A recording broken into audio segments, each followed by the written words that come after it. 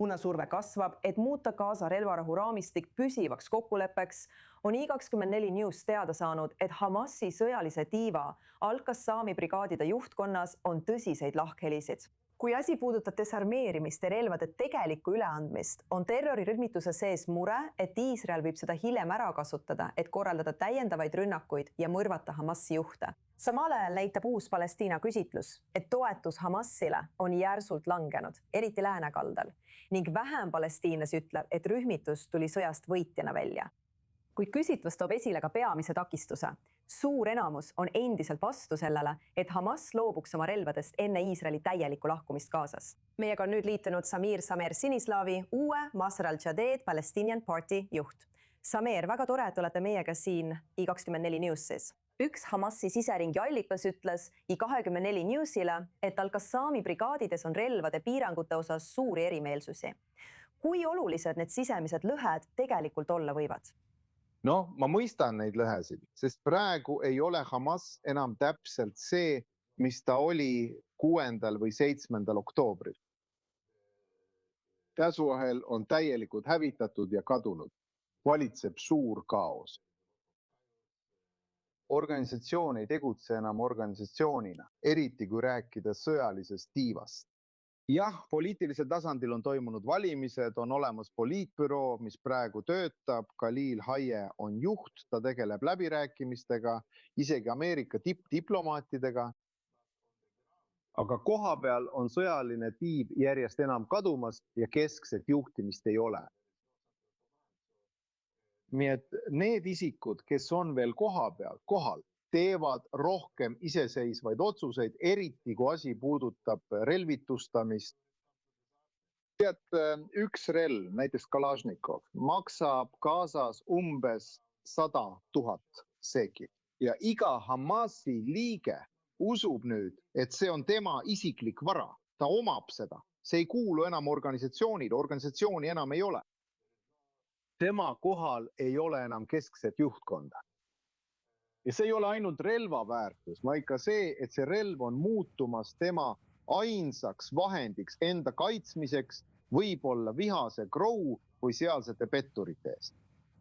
Nii et me võime mõista, et relvitustamisel tekib palju raskusi. Sellepärast ma ütlengi, et Hamasi relvitustamine ei saa olla ühe päeva sündmus. See on protsess ja see peaks olema protsess, mille üle teeb järelevalvet, mida rakendada jõustab Palestiina juhtkond, Palestiina uus režiim, tehnokraatide valitsus, tehnokraatide komitee, mille üle teeb järelevalvet ja millele annab volitused rahunõukogu. Ja see protsess peaks algama.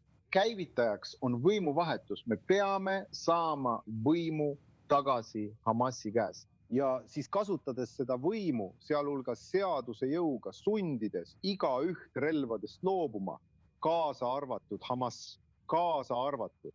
Praegu on Gazas palju kaost. Paljudel peredel ja jõukudel on relvi. See on suur segadus. Ja see vajab kindlat protsessi, mis on karm, otsustav ja täpne. Et me mõistame, peame seda tegema palestiinlastena rahvuslikust huvist lähtuvalt.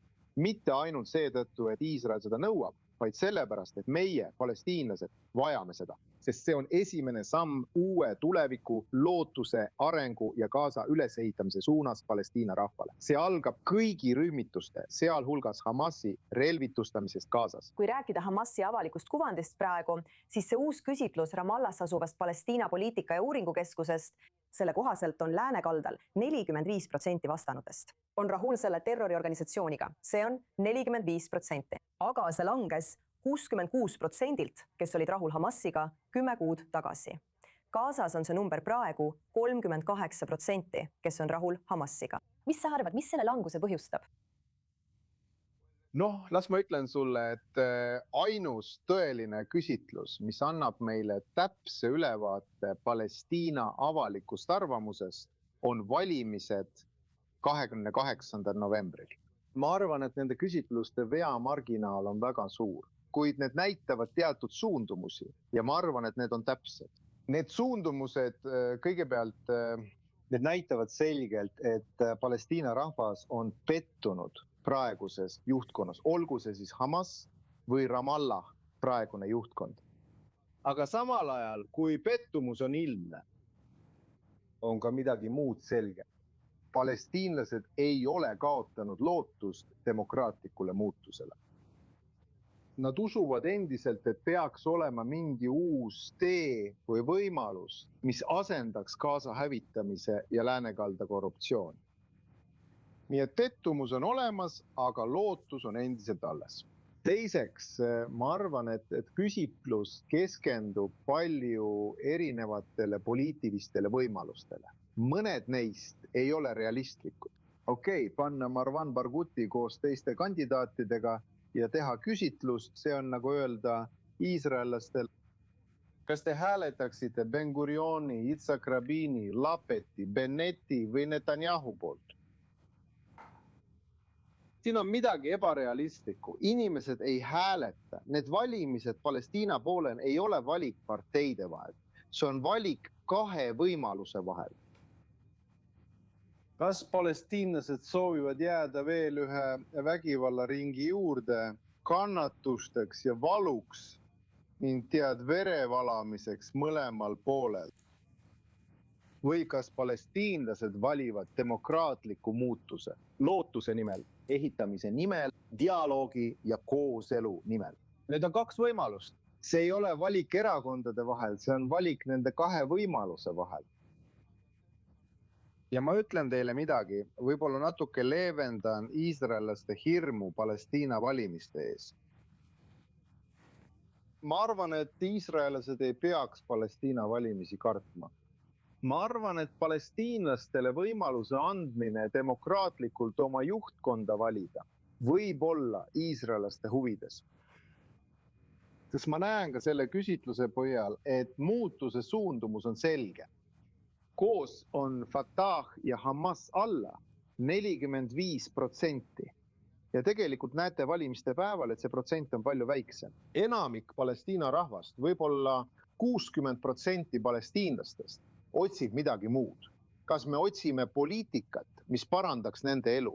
Olgu, me tahame jõuda Palestiina riigini Iisraeli kõrval. Aga miks me peame selle nimel kannatama? Miks ei vääri palestiinlased valitsust, mis pakub teenuseid, paremat haridust, töökohti ja keskendub sellele? Palestiina rahva lihtsatele vajadustele. Sest palestiinlaste seas on samuti peresid, kes tahavad elada paremat elu. Nii et me näeme kalduvust valida alternatiiv, midagi paremat kui Hamas ja Hezbollah. Tundub, et see on positiivne pilk tulevikku. Samir Sinislaavi, aitäh, et olite täna meiega i24 Newsis. Suur tänu!